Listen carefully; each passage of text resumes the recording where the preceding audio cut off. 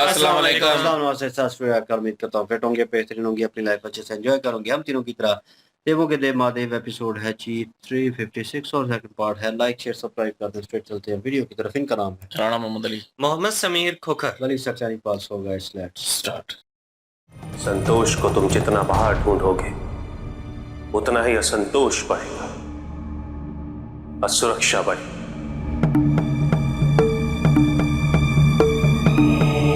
क्योंकि तुम्हारे बाहर जो कुछ भी सब नश्वर है।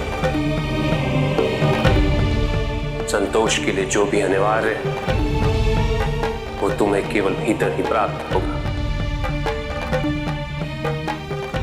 और अपने अंतर मन तक पहुंचने का मार्ग केवल योग से ही प्रशस्त हो सकता है।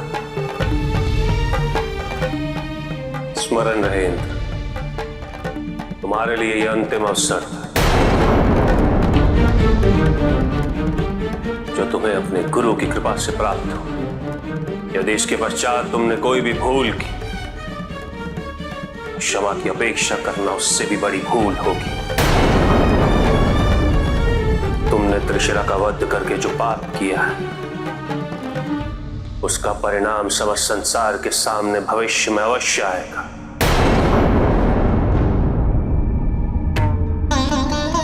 राजा के साथ उसकी प्रजा का भी भाग्य जुड़ा होता है। यही दुर्भाग्य है कि तुम्हारे साथ साथ समस्त संसार को इसका परिणाम भुगतना पड़ेगा।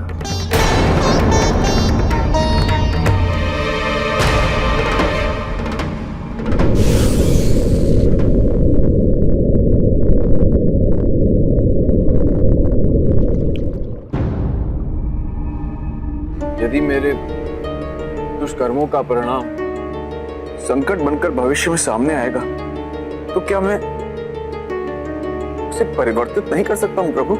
नहीं इंद्र, तुम्हारे पास प्रायश्चित के अतिरिक्त कोई भी विकल्प नहीं और तुम्हारे प्रायश्चित का मार्ग स्वयं तुम्हारे गुरु प्रशस्त करेंगे।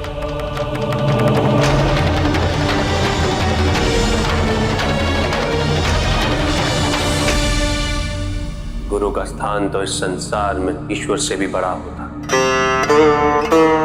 जिस प्रकार सूर्य के उदय होने पर अंधकार दूर होता है, उसी प्रकार गुरु के वचन मन में फैले अंधकार को नष्ट कर उसे ज्ञान की दिव्यता से सुसज्जित करते हैं। गुरु की शरण तीर्थ के समान होती। जो गुरु का अपमान करे, जो गुरु पर संदेह करे, जो गुरु की अवहेलना करे, उसका अंत तो निश्चित होता है। गुरु की स्वीकृति और उनके आशीष के बिना किया गया कोई भी कार्य अपनी पराकाष्ठा तक नहीं पहुंच सकता। नहीं प्रभु, मैं तो स्वयं गुरु के दायित्व को निभाने में असफल रहा हूं। गुरु कहलाने के योग्य नहीं हूं मैं। यदि मैंने अपना कर्तव्य पूर्णतः निभाया होता तो आज ये दिन न देखना पड़ता। कितने कल्प बीत गए हैं प्रभु, किंतु मैं अपने शिष्य के मन का अंधकार दूर नहीं कर पाया, उसके मन का विकार दूर कर नहीं पाया। मैं इस सम्मान के योग्य ही नहीं। गुरु की योग्यता और गुरु की महानता उसके शिष्य की सफलता पर आश्रित नहीं होती देवगुरु। गुरु तो ज्ञान का महासागर होता है। इस महासागर में कौन सा शिष्य कण चुनता है और कौन सा मोती, ये तो शिष्य पर ही निर्भर करता है। आपने तो सदैव गुरु के धर्म का पालन किया है। आप तो सम्मान योग्य हैं देवगुरु। आज आपने संकटपूर्ण परिस्थिति में अपने शिष्य का साथ नहीं छोड़ा, अपने शिष्य के प्राणों की रक्षा कर गुरु की गरिमा, उसके महत्व और उसकी प्रतिष्ठा को पुनः स्थापित कर दिया।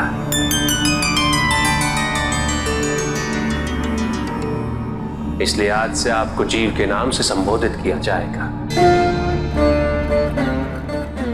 विद्यानाथ जगत गुरु के मुख से यह वचन सुनकर मैं अपनी ग्लानि से मुक्त हुआ हूं प्रभु। आपने जो सम्मान मुझे दिया है उसके लिए मैं कृतज्ञ हूं।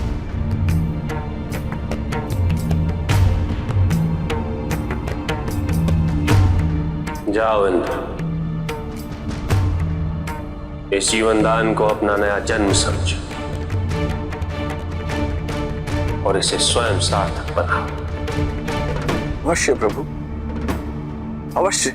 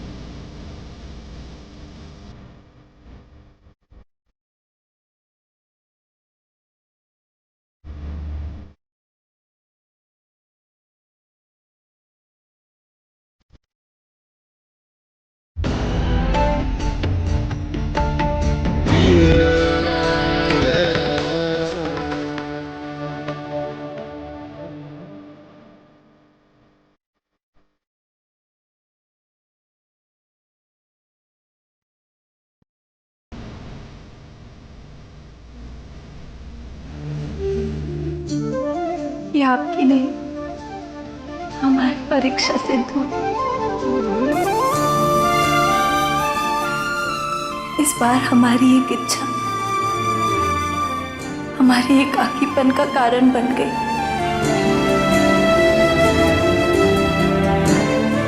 छह ऋतुओं के पुष्प से बने गजरे की इच्छा।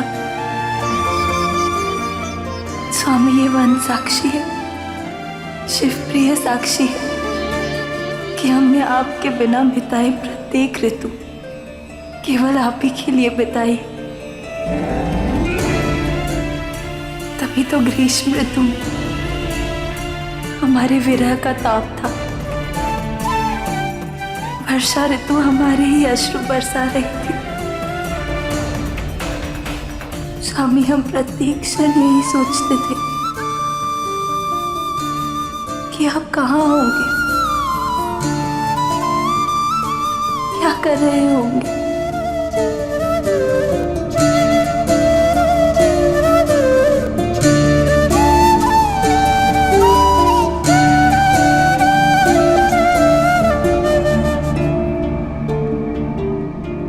किंतु स्वामी, ये गजरा हमारे अनादि अनंत प्रेम का प्रतीक बन जाएगा। वही प्रेम जिसके लिए आपने इतने कष्ट उठाए। तानादिम तनाना तेरे ना, तानादिम तनाना तेरे ना, नादिम तना। स्वामी, हम सदैव उसको अपने पास रखेंगे। हम उस अद्भुत गजरे को देखने हेतु अधीर हैं। आप विलंब मत कीजिए स्वामी, हमें वो गजरा दिखा दीजिए।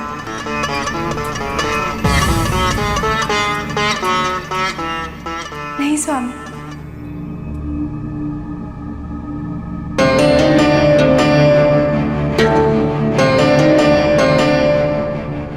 हम चाहते हैं कि आप स्वयं उस गजरे को हमारे केश में सजाएं। तभी हम स्वयं को दर्पण में देखेंगे। हम आपके प्रेम से परिपूर्ण उस गजरे के साथ अपना संपूर्ण रूप देखने हेतु ललायित हैं।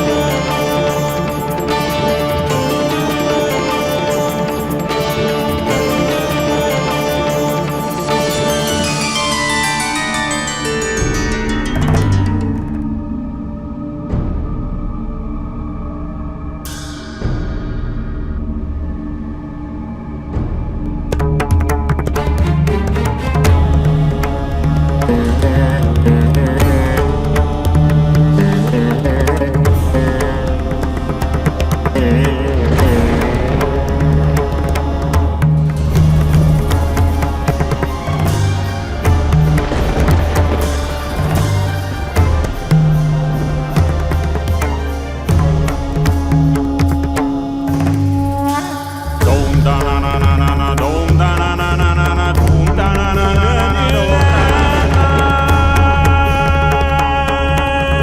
dom dom da na na dom dom da na na dom dom da na na dom dom da na na.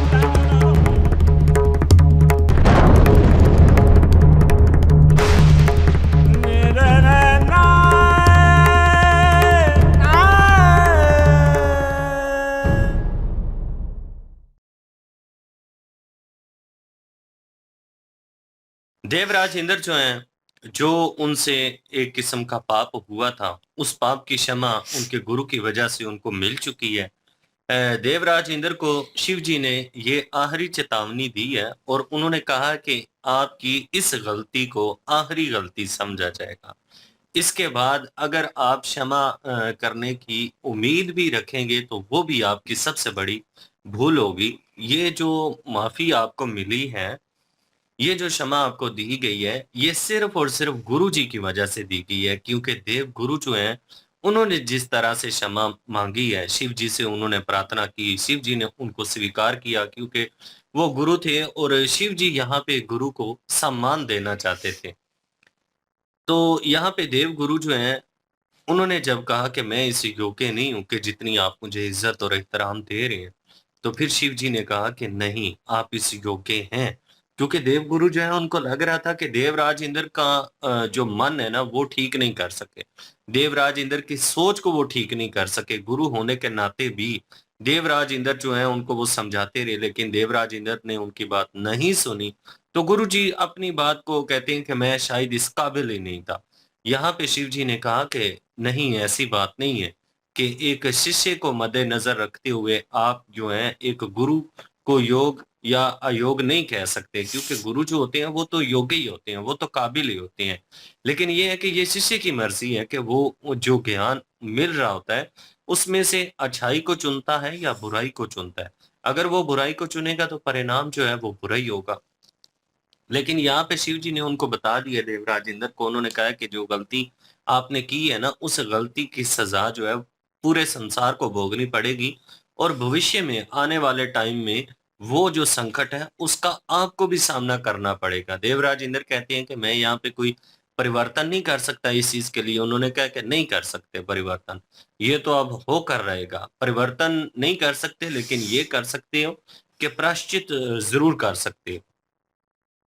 बिल्कुल, कोशिश तो वो करेंगे और कोशिश उनकी जो है कहीं न कहीं रंग ला सकती है, लेकिन उनके गुरु के थ्रू। और गुरु ने ही उनको एक कह लें कि एक नई ज़िंदगी जो है वो दी है, क्योंकि तीसरी नेत्र जो है, वो तीसरी आँख जो है शिव जी की खुल चुकी, तो जो सिचुएशन थी वो बड़ी कॉम्प्लिकेटेड थी और उनके लिए बड़ी मुश्किल हो जानी थी, लेकिन गुरु ने उनको बचाया।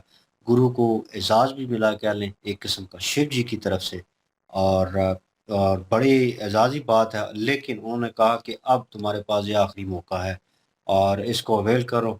और जो है अपने ऊपर जो एक किस्म का कह लें कि बर्डन है, या इन चीज़ों से जैसे अहंकार, गुस्सा और मैं जो उसके अंदर है ना, वो ख़त्म नहीं हो रही है, उसको ख़त्म करना और अपने आप को सुधारो, जी तुम्हारे पास आखिरी मौका है। और वो लास्ट एपिसोड में भी जो है इंद्रदेव को ही समझा रहे थे इसी बारे में, इसी चीज़ का ज्ञान था। लेकिन इस सारी सिचुएशन में जो एक उन्होंने कहा कि सृष्टि जो है उसके ऊपर इम्पैक्ट आएगा जो तुमने किया है। तो वो जो है वो इम्पैक्ट जो है वो नज़र आया, क्योंकि वो जो गोला था आपका, वो जो एक सोर्स ऑफ एनर्जी थी हाई लेवल की, वो समुद्र के हवाले कर दी थी उसके गोद में। और वो जब मिट्टी में गिरा और उसकी बुझने की आवाज़ जो है वो भी हमने महसूस की, वो बुझ गया है, मतलब वो ख़त्म हो चुका है। लेकिन नाउ ऑन जब उन्होंने कहा, इंद्रदेव को बता रहे थे कि सृष्टि पे इम्पैक्ट पड़ेगा इस चीज़ का और ये ख़त्म नहीं हो सकती और इस चीज़ को तुम रिवर्स नहीं कर सकते, ये मुश्किल है। तो इंद्रदेव का सवाल भी था ना कि मतलब इसको किसी तरह टाला जा सकता है, इस खतरे को या इस चीज़ को जो मुझसे हो चुकी है, आपने मुझे माफ़ कर दिया है, लेकिन वो चीज़ उन्होंने कहा वो चीज़ ख़त्म नहीं होगी, अब ये इम्पैक्ट आएगा। वो इम्पैक्ट किस तरह आना था हमें नहीं पता था, लेकिन उस समुंदर में से जो है एक कह लें कि नौज़ायदा बच्चा जैसे पैदा हो रहा होता है पेट के माँ के पेट में, तो वो वैसे ही वहाँ से पानी से निकला है, बुलबुले में कैद है और वो सतह के ऊपर आ गया है। तो अब वो एक अलग सिचुएशन होगी, वो क्या होगा, किस तरह वो आगे पता चलेगा। लेकिन माता पार्वती जी जो है वो वेट कर रही थी और अली भाई कह रहे थे कि ख्वाब ही देख रहे हो, कि मैं भी कह रहा था शायद देख रहे हो, लेकिन वहाँ तो वार्तालाप खत्म हो चुकी थी, शिव जी ने उन्हें माफ़ कर दिया था। तो उन्होंने वापस आना था और वो उन्हें पता था कि मैंने वापस जाना है और टाइम पे जाना है, वरना वो सब कुछ भुला देंगी। तो वो सिचुएशन चल रही थी, अली भाई कह रहे थे हो सकता है ये मतलब भूल गई हूँ, ये ख्वाब देख रही हूँ। तो जैसे उनके सीने से लगी हैं और बड़े बेताब होकर, तो पीछे जो उनका वृक्ष था, मेरे ख्याल में शिव वृक्ष, और वो जो शिवप्रिय, सॉरी, तो वो पहले लास्ट तुमने देखा था वो बड़ा हो चुका था काफ़ी, उसमें बाद फूल लगने थे मे भी। तो मैं कह रहा था आखिरी फूल यहीं पे लगेगा और गजरा इनका मुकम्मल होगा, यहीं से फूल तोड़ के वो गजरा मुकम्मल करेंगे, लेकिन उस वक़्त बहुत बड़ा हो चुका था। लेकिन नाउ ऑन अगेन यहाँ पे वो छोटा नज़र आया देखने को, तो मुझे डाउट हुआ वाक़ई ये ठीक कह रहा होगा, ख्वाब ही देख रहे होंगे। लेकिन इन रियलिटी जो है वो आ चुके थे वहाँ पे। लेकिन वो जो है माता पार्वती मुड़ी हैं और उन्होंने कहा कि मेरे बालों में लगा दे, मैं शीशे में देखूँगी बाद में इसको, महसूस करूँगी, तो मैं डायरेक्ट नहीं देखना चाहती, बालों में लगा हुआ देखना चाहती हूँ, वो भी आपके हाथ के। तो शिव जी ने जैसे ही जो है उसमें हाथ डाला है अपने केस में, तो वहाँ से मिट्टी निकली है उनके हाथ में, रॉक बिल्कुल। और हम भी सरप्राइज़ थे कि ये कैसे मतलब हुआ? और सोच रहे थे और समीर भाई ने बोला कि हाँ, उस वक़्त उन्होंने गुस्से में थे और उनको आग जो है वो लग गई और वो आग बबूला हो गए थे। उसी दौरान जो है वो गजरा जो मुकम्मल हुआ पड़ा था, वो जल गया बिल्कुल और बिल्कुल खाक जो है वो बन गया।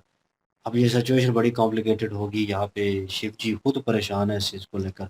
क्या हल निकलता है ये तो आगे पता चलेगा। बिल्कुल जी, आगे देखते हैं जी। बिल्कुल नेक्स्ट पार्ट पे चलते हैं, लाइक शेयर सब्सक्राइब कर दीजिएगा। चलो मिलते हैं नेक्स्ट वीडियो में, अपना ख्याल रखिएगा, दुआ में याद रखिएगा, तब तक के लिए अल्लाह हाफिज़, पीस।